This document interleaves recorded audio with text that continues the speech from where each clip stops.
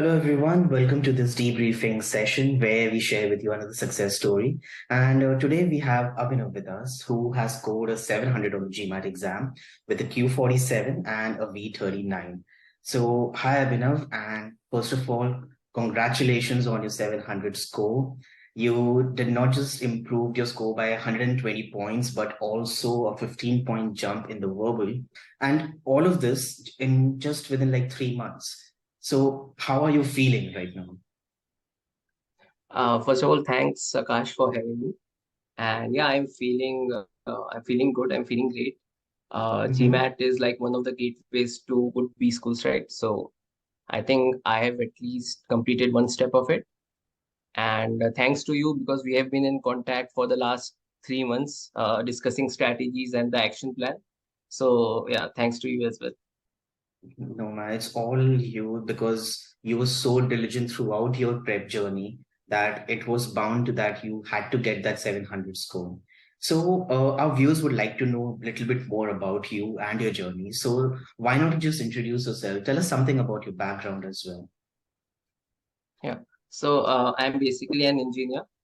I graduated in 2020 and I have had from then I have had 1.5 years of work experience. And then I decided to opt for my GMAT because they are a crucial step in every application process for any B school. So that's how I decided to opt for GMAT.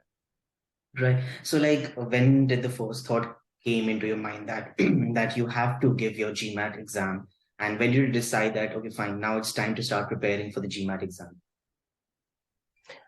Yeah, so I wanted to get into techno management roles, and I had a technical experience of more than 1 year. And around in February is when I started researching how can I get into a good B school and what are the steps. Okay. And that's how I found out about the GMAT exam. And that's the first thought that came in my mind is to at least crack the GMAT so that at least one process, one step is cleared, and then I can focus Mm-hmm. on my applications and all that. Yeah. Okay. Perfect. Perfect. So, like, as you just said that you decided to give the GMAT in February of this year, and if I'm not wrong, your first attempt was in August, or in the July last week, right? Yeah. Wherein you scored a 580, right? So tell us about your journey, that how you went about from February till that particular point in the July. Okay, yeah. So first, I ordered all the official books. I ordered the official GMAT guide. I ordered the verbal review and the quant review as well. And then I thought that if I solve all the questions, I would be through, right? Because these are the official books and they contain all types of questions that Right. I can probably get in the real GMAT exam. Mm-hmm. So I did that. I solved them, but it was a very haphazard way in which I was Mm-hmm. approaching the exam. And when I got the final score of 580, I was shocked because I thought if I have solved every question in the official guide, I should get at least above 600. Right. Uh, so yeah, basically that was a very haphazard approach on my So part. it Yeah, was all a self-study on in those 6 months. yeah, it was basically self-study, and I was researching online. But the thing is, when you go Mm-hmm. online, there are hundreds of viewpoints, thousands of strategies, and you cannot Right. choose which is the correct strategy for you. So Right. that was an issue. No, definitely, I can totally relate to that because I have been in your shoes as well, and like in the beginning, like doing everything by yourself because everything is so new, it's really very tough.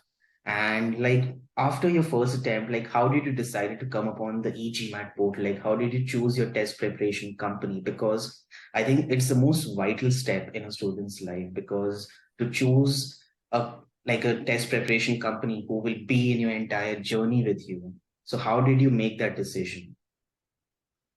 Yeah. So after I got a less score, I Hmm. decided to again research online. I had understood by that time that I need a proper strategic approach. I cannot study in a haphazard way, and just Hmm. solving questions again and again is not right. I need to follow a process. So I went on the GMAT Club, which is the most reliable portal for GMAT aspirants, and I saw that e-GMAT had the maximum number of success rates, and the verified reviews, I went through them, and that's how I decided, okay, this is a reliable portal, and I can rely on e-GMAT for my further preparation. Right.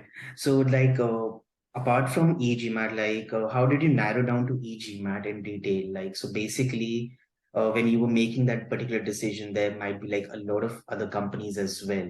So, what Yeah. was that one point that actually triggered you to actually join the e-GMAT? Yeah. When I was going through the reviews, there were two, 3 points which got my attention. Mm-hmm. First was that they provided a personalized study plan for every individual. Mm-hmm. Second was somebody had mentioned that there is a one-on-one mentor connect, Right. which I think was necessary for me because the place at which I was in, I not only needed good questions or good quizzes, I needed Right. someone who could guide me that, okay, you can work on this or you can opt for this strategy. So I needed that Right. support. So these Right. two were the key points why I opted for e-GMAT. No, definitely. Perfect. So, like after now, let's come back to the timeline. So, you have joined the e-GMAT, you have given your first attempt, right? So, then what was the contrast in your approach after joining us? So, like, how did you change your approach and what you started doing that actually fell in the right places? So after, I think just 1 week after I gave my online GMAT, in which I scored a 580, I had Mhm. opted for the e-GMAT course. And the first connect I had with my mentor, which was basically a connect with you, and we decided how we can strategize our further study. Mhm. So first point I would like to say is the way we designed the personalized study plan. Because I, at my individual level, also think it is impossible to curate a standard plan that can satisfy the needs of every individual, right? Right. And everyone has a different starting point, everyone has a different target score, everyone has a different timeline. Someone would like to achieve a 100 score improvement in 30 days. Others would like to achieve that in a span of 60 days. So there are many variables. So with the help of the mentors, I decided a plan which would suit me and the target which would suit me. And I stick to that approach. Right. So basically, that systematic approach helped me to get a better score. Right. And like I could see that it was really great that you made a decision, that you gave yourself enough time. It was not just that you just joined the portal and you just started again doing the quizzes and everything. You went through the modules of and the concepts where you felt that you were weaker. You finished all the modules. Then you went into the quizzes as well. Right. So I think you gave yourself enough time to actually get to that successful path. And that was a commendable feat, actually, Abhinav. Right. You have been diligent, okay, throughout your journey. I have been a part of your journey, so I know all about it. Okay. So what do you think that how much important is it to be diligent throughout your journey? Because in your journey, like many a times, those thoughts creep in. Am I doing the correct thing? Where am I? How much have I improved? So tell us about your journey a little bit in more in detail. Yeah. Yeah, I think it is very important to stick to the process. It is Mhm. very important to trust the process that you're following. For example, just to give an example, there is a cementing process which is available on the online e-GMAT portal, right? Right. Wherein every student, after going through a concept, will attempt a few quizzes, and once they have Mhm. successfully completed that process, they have basically crossed the 70th percentile mark. So now they have a strong foundation, and then they can build on that foundation and attempt trickier questions or the difficult questions. Mhm. So it is a time-taking process, but Right. I decided to not deviate from it and completely trust the process because, uh, like I said, I the improvements will definitely be seen after 2 3 months, but I will have to stick to the process for that. So I was diligent in that manner, and whenever I felt a little doubt that if the strategy is not working for me, I connected with my mentor, and I discussed whatever I was feeling, that how we could improve, and based on the feedbacks I incorporated that, and that worked for me. Right.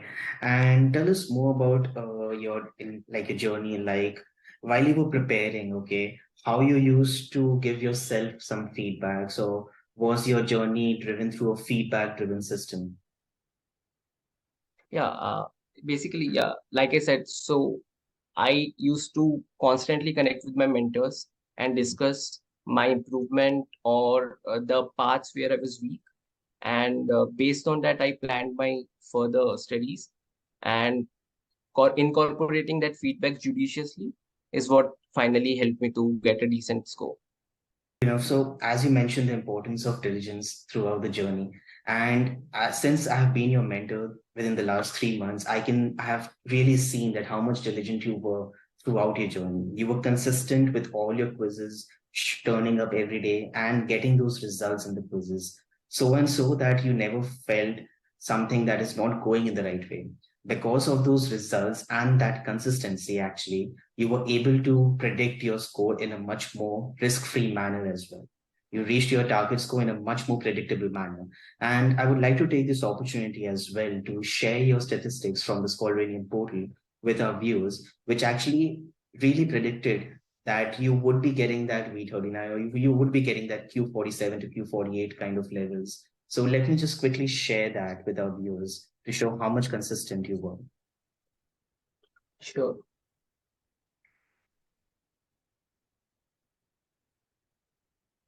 Okay. So as we can see over here, these are his statistics from the verbal Scaldranium. And we are just looking at the hard level questions. And to check out his current ability, we were just checking the last 20 attempts. And as you guys can see that it's all above the threshold of 55%. Usually a 55% accuracy would translate into a 70th percentile accuracy, but he's well beyond that, which actually then predicted his score of the V39. And not just in verbal, he was consistent throughout his journey in the quants as well. So if I check out his stats in the quant, again, the hard level in the last 20, no, there's not a single subsection where he is below the 55% threshold. And Abhinav, that's a commendable feat to achieve throughout your journey. You would not get such statistics, to get such kind of statistics like really rare. And you have done a commendable job. Well done on that. Yeah. Thank you so much. I think one of the key factor in predicting my score was this portal, because once I knew I had crossed the threshold, it gave a mental peace that okay, this is a subsection of quants or verbal which I Right. can perform well in the real GPAT exam. So now I can focus on my other subsections. So this is how it was easy to plan and perform. Right. And there was one interesting anecdote actually from what you said that your first attempt was an online attempt that you gave in Yeah, the last week of July. yeah, And this yeah. particular attempt was an in-center attempt. So, like, how did you Yes. make your decision, first of all, for the online attempt? Okay. So I think the online attempt, I thought the positive about the online attempt is that I'll be at the comfort of my home. I will be in my comfortable space. I'll be writing it from my own study, and I would be able to perform much better. But the thing is, there were internet mishaps, and then it was a proctored assessment. So after Right. every internet mishap, I had to again show my whole room, show the table and everything. So it just breaks the link, the concentration that you have. Right. So then I thought I would not go for an online attempt again. I would prepare well and give an in-center test. So that worked for me. Perfect. So that's how you actually made your decision that because of all of those mishaps, you decided to go for the in-center attempt this time. And like, Yeah. what was the feeling? Like, what was the difference you completely felt when you went to the in-center attempt? So obviously there were no connectivity issues or anything, so that was a positive. Other than that, there was a feeling of seriousness, because when we go to a test center, our mind is prepared that okay, we are going to give a serious exam and we need to focus and we need to perform at our best. So there was an attitude change as well. So that was helpful. Perfect, perfect. And Abhinav, it was like so much nice talking with you and sharing a journey with everyone. You had such lovely things to share for the viewers. Any tips that you have for the future GMAT aspirants? Yeah, so like throughout the process, one of my learnings is the GMAT is not a difficult exam, it is a tricky exam. So in order to crack the GMAT, you need to follow a strategic process. So just solving questions again and again will not work. You need a mentor, you need right guidance, which can help you crack the exam. And being consistent enough will help you pass through it. So that is one of my learnings which I would like to share. Right. And see, your journey, in your journey as well, there might have been times wherein the scores of some of the quizzes were not at the right places. So, how you dealt with those kind of situations as well? Yeah. So I think initially, when I got a bad quiz, I went into a revenge quizzing mode. Okay, if I got a bad quiz, I'll perform two more quizzes and I'll get good scores in them.